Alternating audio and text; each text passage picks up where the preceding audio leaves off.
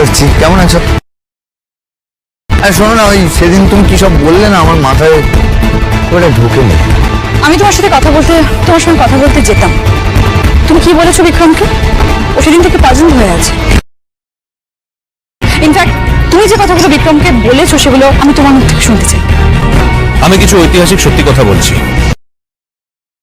তার সময় এলেও নিজেও জানতে পারবে কথা।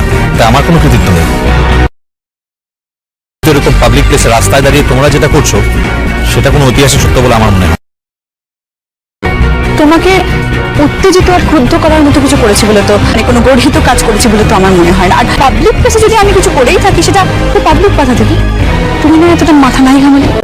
বলছি এই দুদিকের ঘরের মেজ ছেলেটার স্বভাবটা কোনোদিনের লিগে বদলাইলো না। ই তো চেষ্টাটা করলাম ওকে মানুষটা করার লিগে, কিন্তু ও তো পণ্ড করেছে, মানুষটা হবে ক্লাই।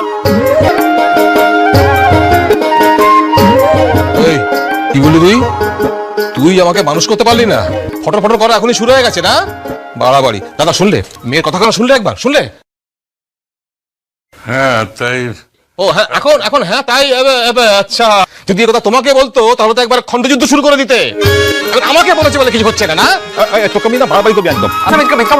আমি বলছি যে বাহার মতো ভালো একটা সাদাসিধে মেয়ে কেন বললেন আমরা কথা বলো তো? হ্যাঁ, আর দেখো না মিসদি ভাই, মির্জা তো একটু আগেই বলছিল না বাহাকে ফোঁটা পড়ানোর কথা, চিকে ভালো করে নিয়ে এসেছে বলে।